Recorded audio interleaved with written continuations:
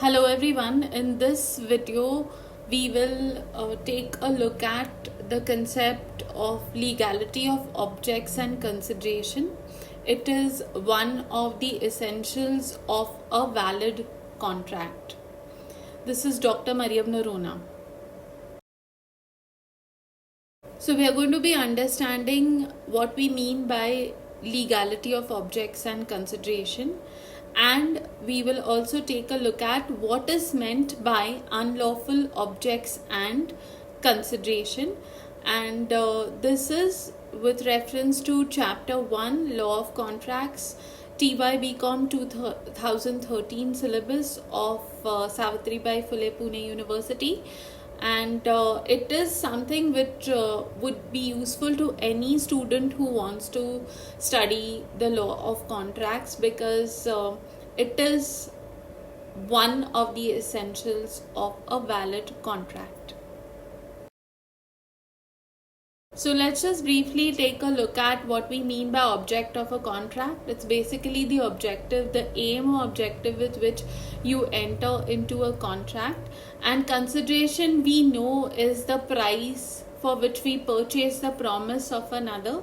So whatever we exchange between parties to a contract, whatever is exchanged, it could be price and goods, it could be anything that you, or a service that you are exchanging for a particular price. And so that is what we mean by objects and consideration. And we are talking about legality of objects and consideration. So anything which is illegal or unlawful basically would be unlawful objects and consideration.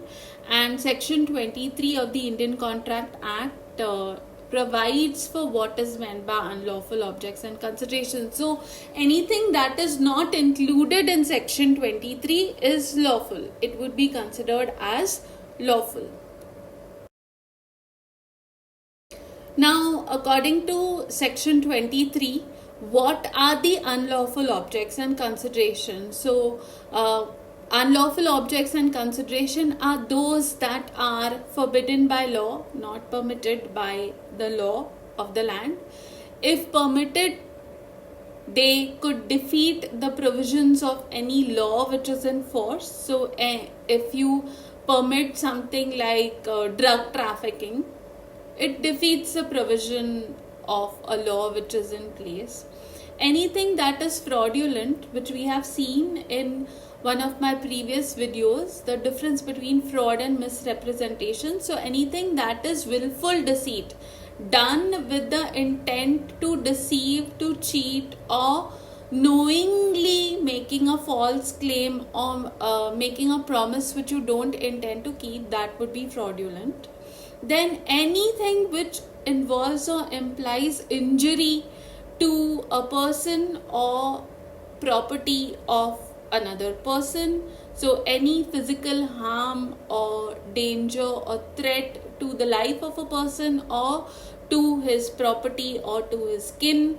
Then anything that is immoral in the view of court. So morality basically is something which is, so it keeps changing. Like culture, it's very transient. So morality, what used to be considered as immoral may not be considered so today. So anything which a court views as immoral, that is defined by courts from time to time.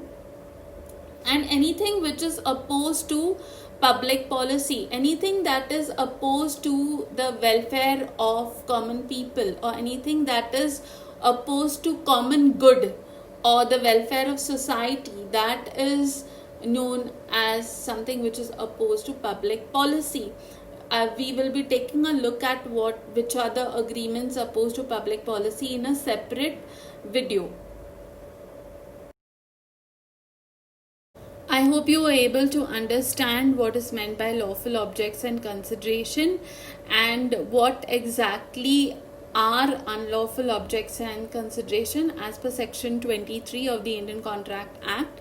Please do watch the next video on public policy and agreements that are opposed to public policy.